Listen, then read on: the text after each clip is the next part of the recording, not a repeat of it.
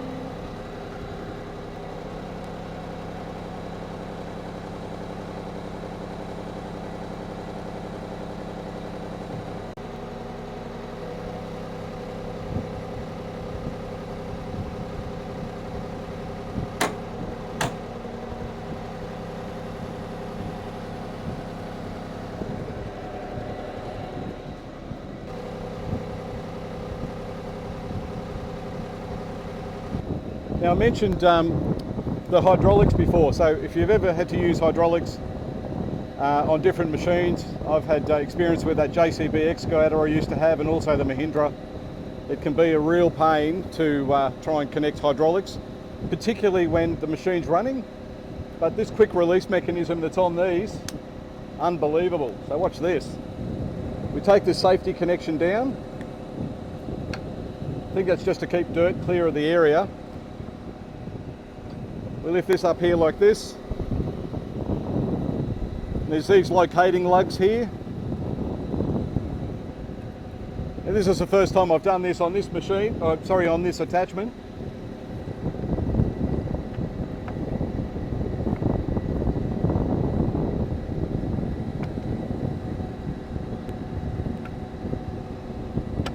And I've done it the wrong way around, so we'll try that again.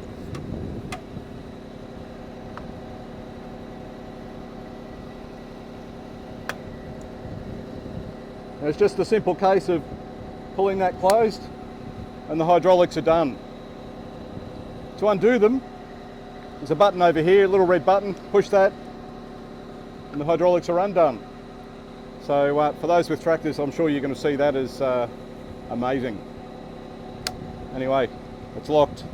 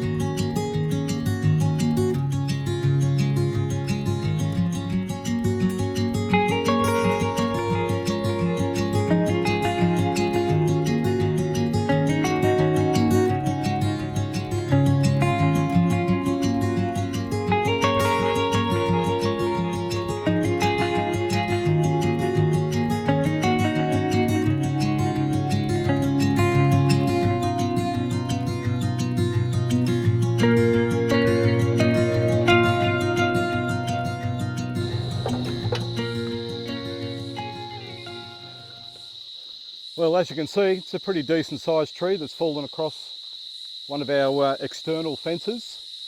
So that just goes into bushlands there. I think it's actually owned by the council or the lands department. I'm hoping that we haven't lost any cattle into there. That's always a bit of a pain. But I'm also hoping that this machine's going to make short work of it and we'll tidy up this area pretty quickly.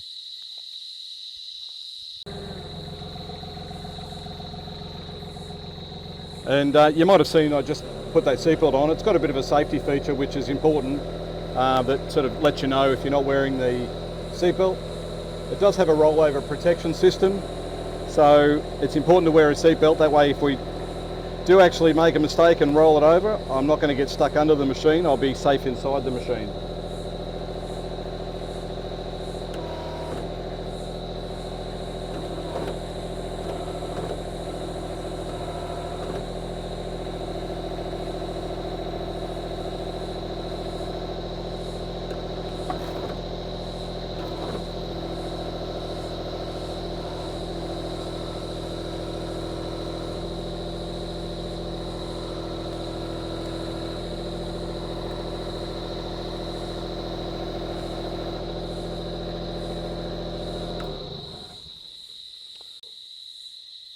So what the plan is I'm going to cut a little bit off the left-hand side.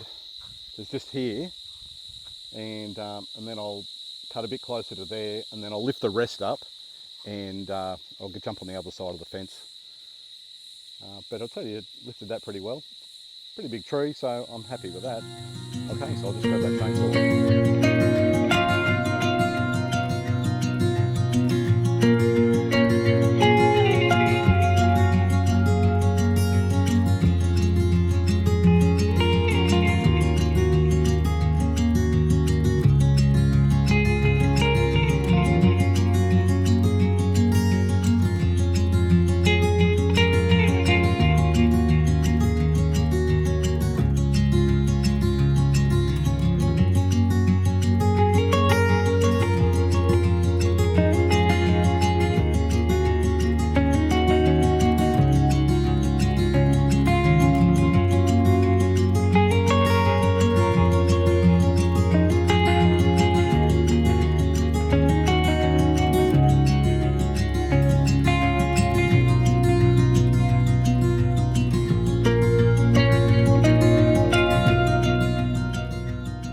That chain was blunt, so I decided to grab a bigger machine just to make this job faster.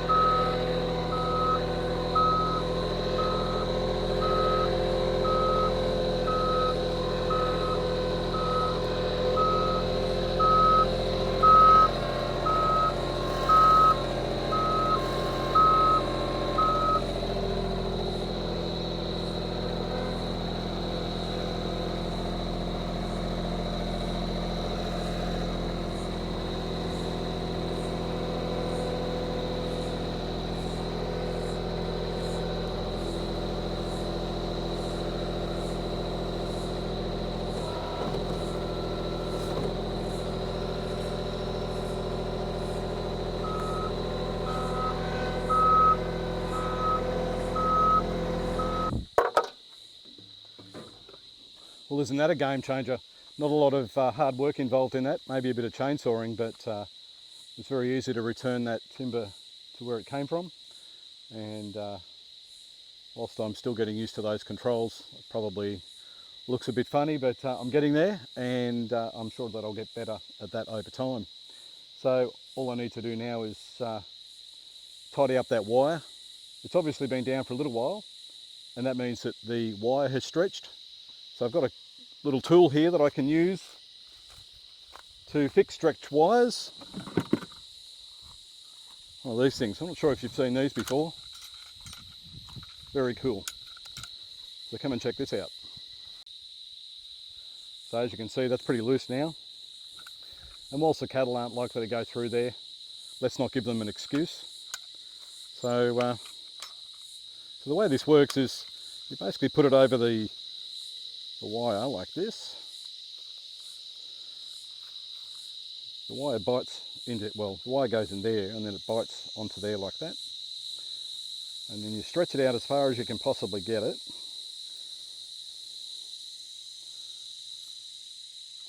And do the same thing again. And then you pull it tight like that. Just, it's not too hard, fair bit of leverage in here, so you can pull it together pretty tight. And then we lock that on. You can see it's taken a fair bit of that out of it, so what we need to do now is just get some wire to make that a permanent arrangement. I just put a turn in it like this, and one like this, and normally I'd have another tool with me, but I didn't bring it, and given we're a fair way away from the house, I won't bother going back to get it. But basically what we want to do is just wind that around.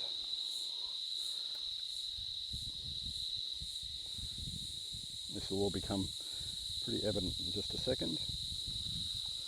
It just needs to bite on there a couple of times.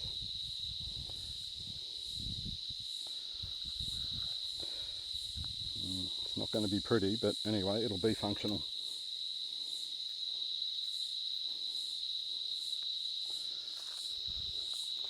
And same here.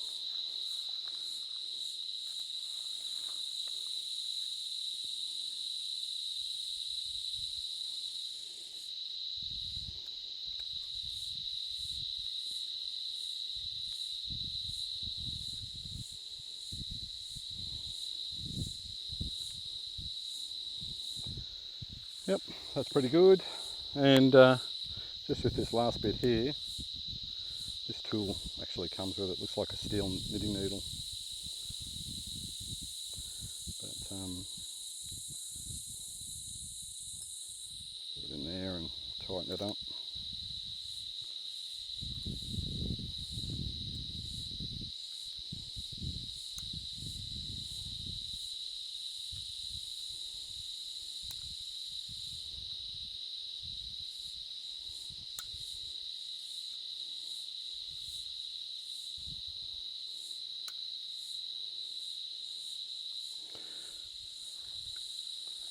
Undo this, undo those, and you'll see now that it's actually pretty tight. So it's a really easy way to do that. It's nice. Okay, this one probably needs a bit, and so does this one. These bottom ones, from my perspective, these bottom ones are the riskiest ones because they're the ones that the cattle tend to get their head quite low to the ground. And if they can lift it up a bit, they can slip through, or if this one here, sometimes they just step through. So it's pretty clear that I need to tighten all of these up, so I might as well do it while I'm here. Because sure enough, the cattle will try and exploit a loose fence and go visiting the neighbours.